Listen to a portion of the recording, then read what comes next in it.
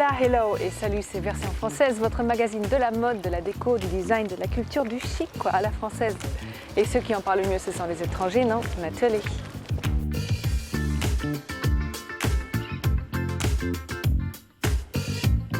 Rencontre avec Hélène Darroze, sacrée meilleure femme chef du monde, rien que ça. Balade ensoleillée dans la ville historique d'Arles. Un focus qui vous donnera envie de vous lancer dans la peinture avec la Maison du Pastel. La relève du jour, c'est Julie Lansomme qui crée des luminaires extraordinaires. Mais tout de suite, point de vue, un regard affûté sur les nouveautés stylées de la semaine. Chic, Version Française, c'est maintenant.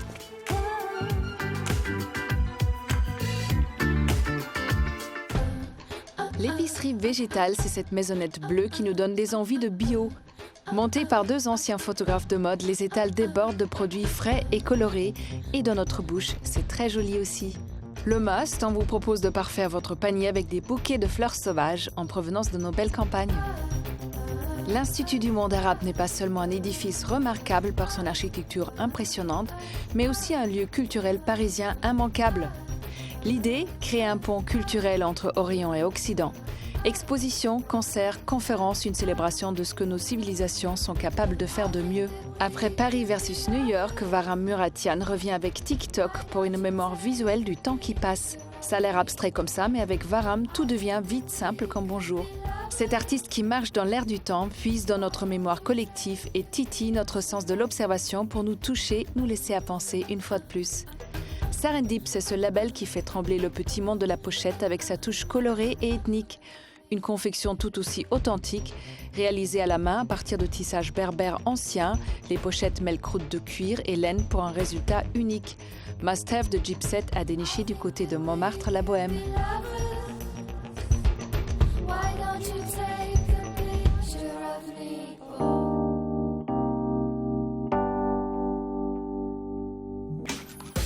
C'est un portrait haut en couleur que nous vous proposons aujourd'hui. Découvrez Hélène Darroze, sacrée meilleure femme chef au monde cette année.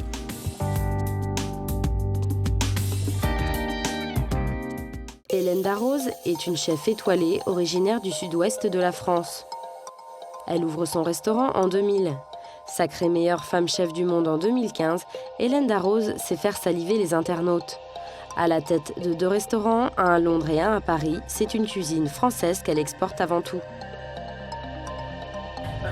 Moi, je cuisine à Londres comme je cuisine à Paris. J'ai une philosophie de la cuisine, j'ai une façon de voir les choses, j'ai certaines valeurs. Je ne pourrais pas cuisiner quelque chose en quoi je ne crois pas, donc je défends ce que je crois, je défends ce que je vis, je défends ce que je pense, ce que j'aime, et je le fais à Londres comme à Paris, et la philosophie reste la même. Alors l'interprétation peut différer un peu, puisque j'ai des interprètes différents dans les 2 villes, mais après la partition, ça reste la même. Une musique qu'elle compose grâce à des notes de qualité et un aliment typiquement français qu'elle adore, le pain. Direction le 20e arrondissement, chez son fournisseur de cœur. Alors, on est en fait dans une boulangerie, je dirais, d'une nouvelle génération de boulangerie qui s'appelle Liberté, avec Benoît Castel, donc, qui en est le créateur, on va dire, c'est lui qui a imaginé l'idée. Et Benoît, j'ai travaillé avec Benoît, enfin Benoît a travaillé avec moi il y a 15 ans maintenant. Ouais, 15 ans, on a fait l'ouverture du restaurant à Paris, où il était mon chef pâtissier.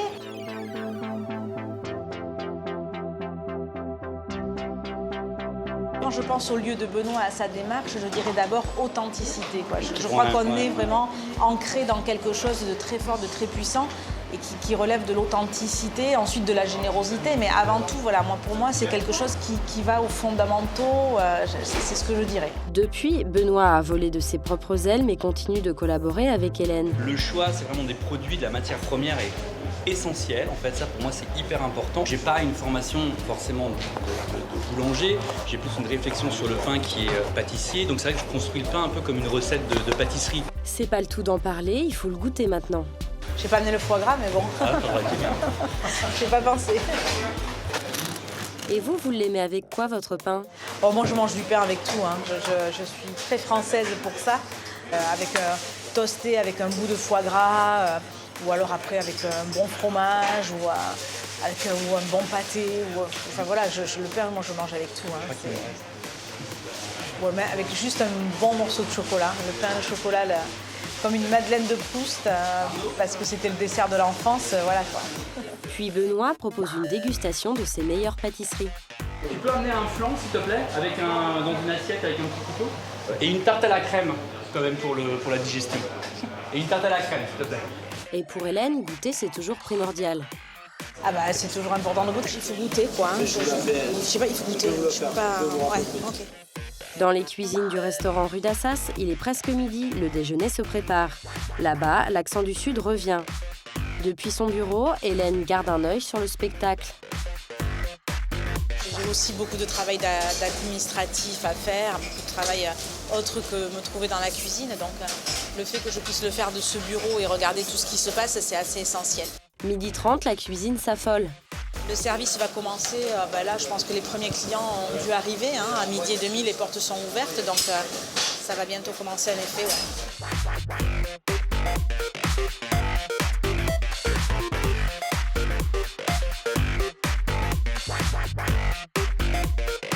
Et ce midi, Hélène est en pleine élaboration d'un repas spécial. On fait l'essai pour voir.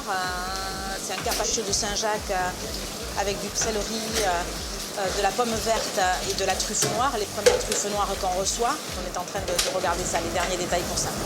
Entre Paris et Londres, la cuisine d'Hélène Darroze fait rayonner la gastronomie française.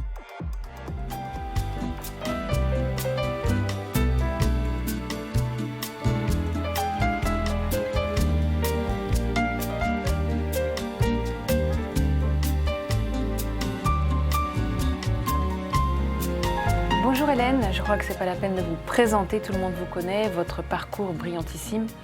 Et vous étiez sacrée aussi cette année meilleure femme chef du monde. Est-ce que pour vous, le mot femme est vraiment nécessaire avant le mot chef ? Oui, parce que hélas, il faut le reconnaître, on est une minorité dans ce monde plutôt dominé par la gène masculine. Donc, je pense que c'est pour ça qu'on précise toujours femme chef, parce que voilà, on est encore trop peu et je pense qu'on le sera encore pendant quelques années comme ça. Donc c'est vrai que les minorités en général on les distingue. Donc je ne suis pas choquée en tout cas qu'on précise que la chef est une femme. Un de vos collaborateurs a dit que votre sensibilité en tant que femme, encore une fois, est particulière, se traduit dans les jus, dans le dressage des assiettes. C'est juste ? Je crois qu'elle se traduit dans une approche un peu différente. J'ai l'habitude de dire que moi je cuisine avec mes émotions, que je mets mes émotions dans l'assiette. Donc en mettant beaucoup de moi, en mettant beaucoup de générosité, une recherche du goût, un effet d'authenticité qui est assez importante. Et voilà, peut-être au détriment parfois de la technique. Je dirais que l'homme a peut-être une approche un peu plus technique que la femme, et que la femme est donc plus dans l'émotion, comme ça, plus dans l'expression de ses sentiments. Mais vous aviez aussi un grand avantage, parce qu'avant de devenir chef, vous aviez fait des études en gestion notamment. Est-ce que ça vous aidait aussi, ça vous aide au quotidien aujourd'hui ? Alors je ne sais pas si c'était un vrai avantage. Je ne sais pas si... aujourd'hui je me demande, je me dis, est-ce qu'il n'aurait pas mieux fait que je fasse... que j'ai un parcours vraiment hyper traditionnel, aller faire un apprentissage ou travailler ou apprendre dans une école de cuisine. Je ne sais pas si c'est un avantage ou pas. L'avantage, moi, je ne le situerai pas là, je le situerai dans le fait que moi, je suis née dans une cuisine. Je suis la 4e génération d'une famille de cuisiniers. J'ai grandi dans les jupons de mes grands-parents et de mon papa qui était chef. Et là, ça, c'est un vrai avantage. En tous les cas, le fait que je n'ai pas un parcours vraiment très traditionnel dans l'apprentissage du métier, fait que je suis quelqu'un de très intuitive. Et ça, c'est peut-être un avantage, parce que c'est vrai que du coup, je laisse parler mon cœur avant de laisser parler ma tête, avant de laisser parler la technique. Et ça, c'est peut-être intéressant dans mon approche.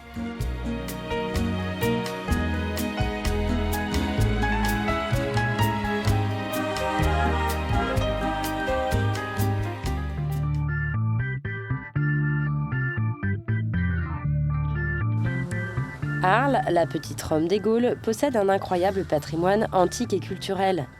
Ces monuments romains et romans sont inscrits à l'UNESCO, dont l'amphithéâtre, les arènes et le portail de la cathédrale Sainte-Trophime. C'est parti pour notre balade lifestyle à travers ces ruelles colorées. En plein centre-ville historique, à 2 pas de la place du Forum, impossible de rater le néon rose Bonjour Tristesse qui orne la vitrine La Fabrique. Un clin d'œil à Françoise Sagan, mais surtout à un célèbre graphe de Berlin, capitale qui passionne France, la propriétaire. La Fabrique, ça m'est venu automatiquement comme nom parce que ça vient de la Factory à New York. C'était à la fois le club donc à New York avec Warhol et tout ça, mais c'est aussi le côté justement qu'on fabrique quelque chose. J'ai pris l'appellation Concept Store parce que ça me permettait justement de faire un petit peu de tout. Des livres, des vinyles, des gadgets, toujours dans un esprit alternatif, un peu avant-gardiste et vintage dans l'idée où là ça touche plus les années 80. Je me considère un peu comme un ovni arlésien parce que j'essaie d'avoir un côté gentiment provocateur mais sans plus. C'est vrai qu'on ne peut pas vraiment me catégoriser.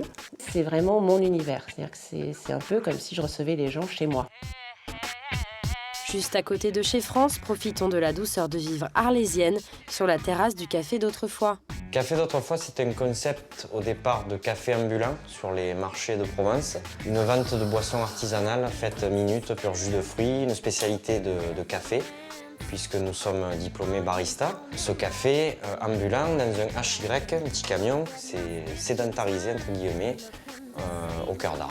L'esprit, c'est justement la redécouverte de la détente de la pause café. Nous, on propose vraiment un endroit où le but, c'est de prendre 5 minutes et de déconnecter, de boire quelque chose de bon, de pas cher, servi avec le sourire et d'oublier un peu ses soucis.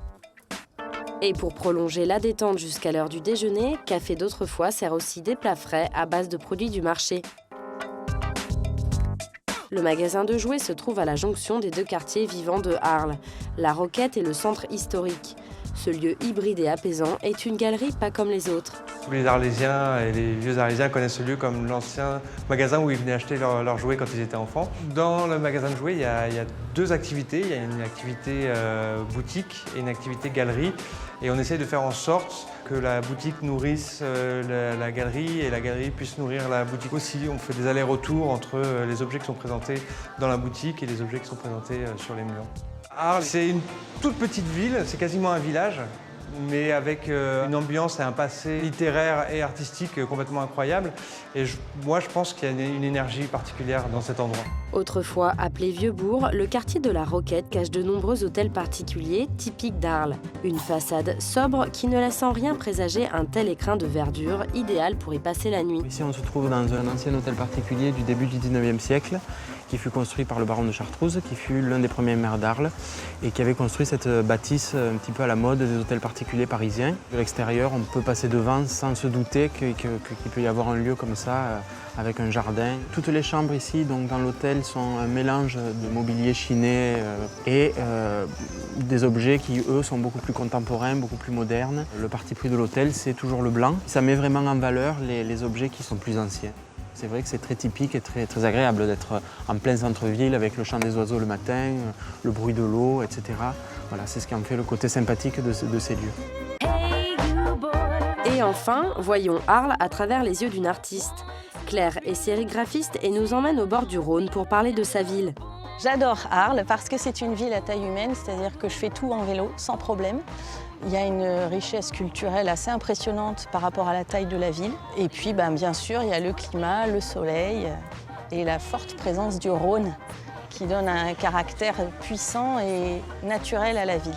Il y a vraiment le mélange du passé, avec tous les vestiges romains qui sont très riches dans la ville, et la vie des gens et l'actuel avec tout ce qui est au niveau culturel, d'expositions, de photos, de peintures, de concerts de musique, de manifestations de rue.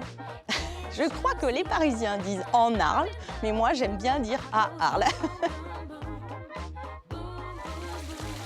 Avec plus de 300 jours d'ensoleillement par an, Arles a la nonchalance d'un village provençal. Ici, Van Gogh connut le séjour le plus productif de son existence. Dans ses ruelles pavées, flotte comme un air de bohème.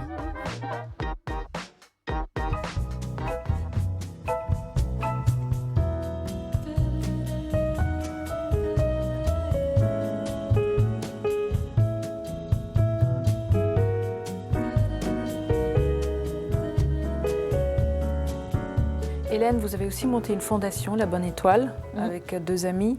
Est-ce que vous pouvez nous en parler? L'idée de cette association, c'était que ces enfants-là, qui étaient un peu coupés de tout, parce qu'ils étaient ou porteurs du virus HIV ou handicapés, ils aient accès à l'éducation, ils aient accès à une vie normale. Ce ne sera jamais peut-être une vie normale, mais enfin une vie en tous les cas un peu plus décente, on va dire. Donc voilà, donc le but de cette association, c'est d'une part de construire des écoles pour ces enfants un peu ghettoisés, il faut dire le mot, et puis ensuite de construire aussi, de réhabiliter des orphelinats ou des salles de rééducation pour ceux qui sont très malades. Et voilà. Vous avez parlé tout à l'heure de vos 2 petites filles que vous avez adoptées. Est-ce que vous faites particulièrement attention à leur nourriture? Est-ce que vous essayez de les ouvrir à plein de choses différentes? Oui, ou est-ce que vous êtes une maman très cool? Je suis une maman très cool, ça c'est assez certain, mais ça n'empêche que voilà, mes petites filles, de par le contexte, sont assez éduquées en matière d'alimentation. C'est vrai que depuis toute petite, elles mangent des choses assez saines, avec voilà, très tôt je leur ai fait découvrir différents goûts, et voilà, moi quand on me disait il faut pas mettre de sel dans la purée ou il faut pas mettre de matière grasse, c'est des conseils que j'ai jamais, c'est peut-être pas bien, mais que j'ai jamais suivis, et j'ai toujours mis ou un peu de beurre ou un peu d'huile d'olive, et j'ai toujours assaisonné, que ce soit avec du sel ou des épices. C'est votre cuisine d'enfance. Oui, exactement. Puis c'est la cuisine qui, pour moi, a du sens de toute façon. Donc, elles ont été, depuis toute petite, confrontées à cette, j'allais dire gastronomie, je ne sais pas si c'est de la gastronomie, mais en tous les cas, cette culture culinaire. Et donc, du coup, elles ont un palais qui est assez éduqué. Et c'est vrai qu'elles goûtent à tout, qu'elles aiment beaucoup de choses et qu'elles sont assez curieuses. Vous aimeriez d'une d'entre elles reprenne vos affaires? Alors là, je ne suis pas du tout dans cet état d'esprit, je ne suis pas du tout dans ce questionnement aujourd'hui, et je ne sais pas si je le serai un jour. Je voudrais juste qu'elles aient, comme moi, la possibilité de vivre leur passion à travers leur métier. Ça, c'est très important, que ce soit la cuisine ou pas, peu importe, quoi. L'essentiel, c'est qu'elles s'épanouissent. Merci beaucoup, Hélène. Merci à vous.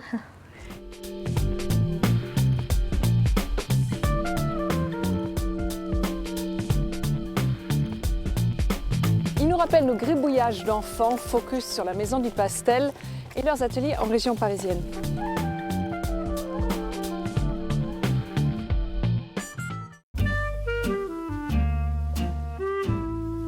La Maison du Pastel, c'est la plus ancienne fabrique de pastels du monde. C'est l'histoire incroyable d'une épopée familiale, la famille Rocher, qui transmet son secret de fabrication totalement artisanal de génération en génération. En 1865, Henri Rocher, biologiste, pharmacien et grand amateur de peinture, tombe sous le charme de la technique du pastel. Parmi sa clientèle, la Maison du Pastel compte des artistes renommés, notamment des impressionnistes comme Edgar Degas, Odilon Redon ou Alfred Sisley. Isabelle travaille aujourd'hui en collaboration avec Margaret, une jeune américaine passionnée de couleurs et d'art. Elle vient en 2010 pour un stage et finalement ne repart jamais. Alors Isabelle, ça t'évoque quoi le pastel ? Alors un pastel, donc c'est poudreux, c'est éthéré, c'est vivant, c'est coloré. Ça peut être très subtil, ça peut être délicat et c'est beau, avant tout c'est beau. Ouais. Un bâtonnet de pastel, qu'est-ce que c'est qu'un bâtonnet de pastel ? C'est essentiellement du pigment en poudre auquel on rajoute un liant pour que ça tienne sous la forme d'un bâton. Donc j'ai envie de dire à 80-90%, c'est de la poudre de couleur qu'on peut mélanger après avec de la poudre blanche pour avoir des dégradés. Mais dès que vous dessinez avec le bâton, ça redevient de la poudre.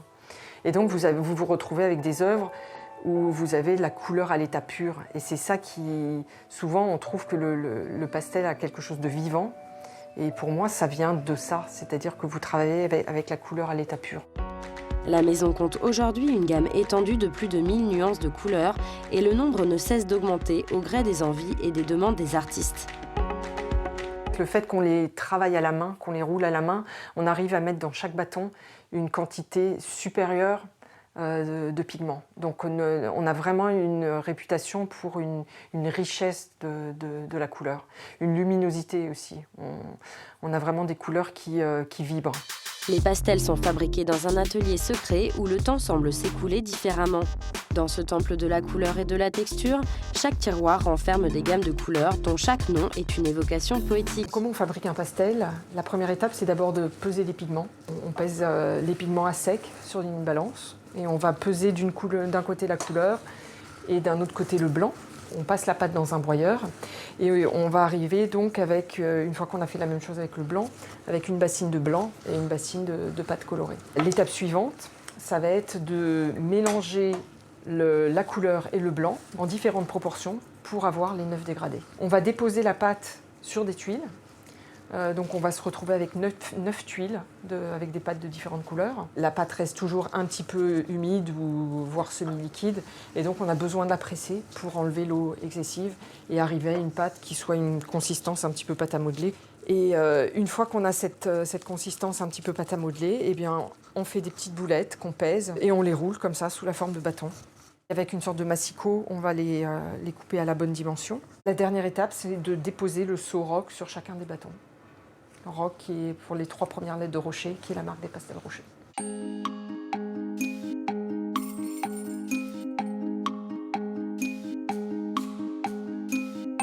Malgré notre collection de plus de 1000 nuances, on a encore des artistes qui viennent à la boutique et qui ne trouvent pas ce qu'ils veulent. Et ça, pour nous, c'est à chaque fois une motivation.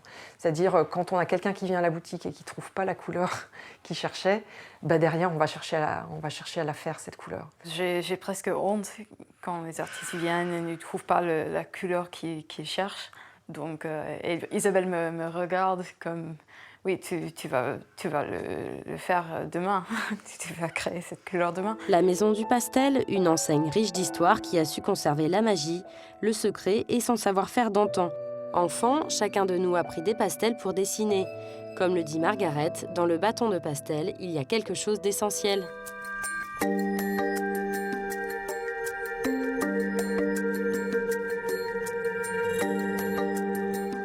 La relève, c'est notre rubrique qui déniche pour vous les créateurs de demain, jeunes modeux, designers ou gastronomes. Découvrez ces talents en devenir.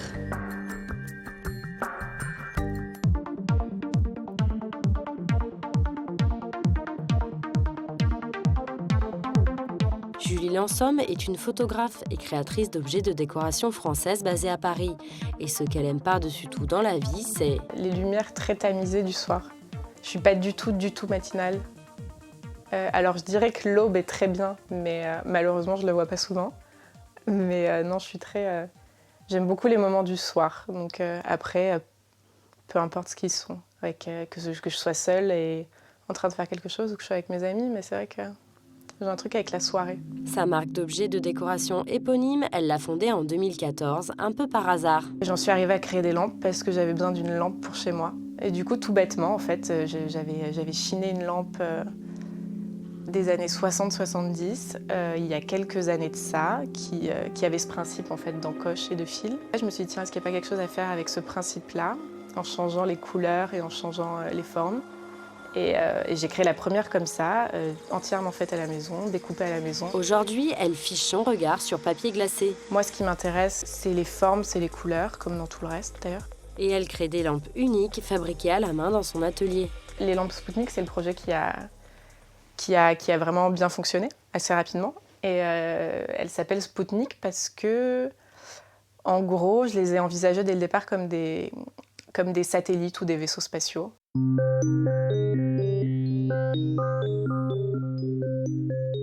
Et vu qu'elle reprenait l'esthétique d'une lampe qui était des années 60-70, j'ai repris le nom d'un des premiers satellites envoyés dans l'espace par les Russes et qui s'appelait Spoutnik.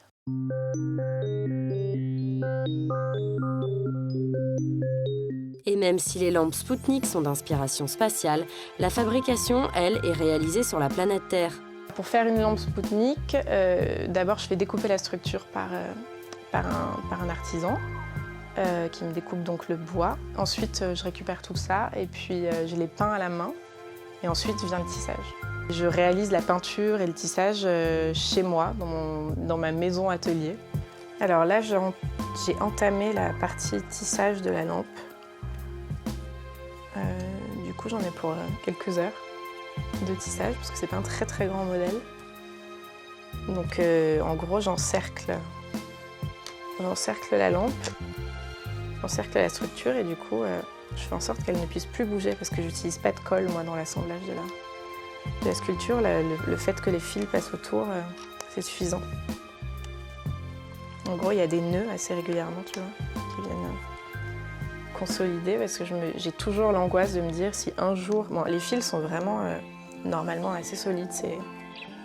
C'est des fils de coton mercerisé. Il y a plusieurs aspects de ces lampes qui sont, je pense, importants.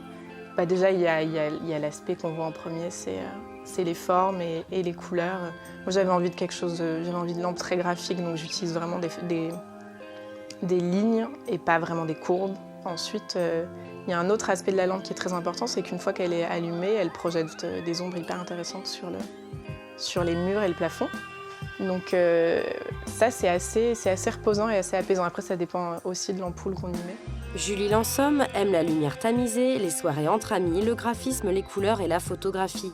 Des critères regroupés dans ses créations, des lampes qui nous font toucher l'espace du bout des doigts, allumées ou éteintes.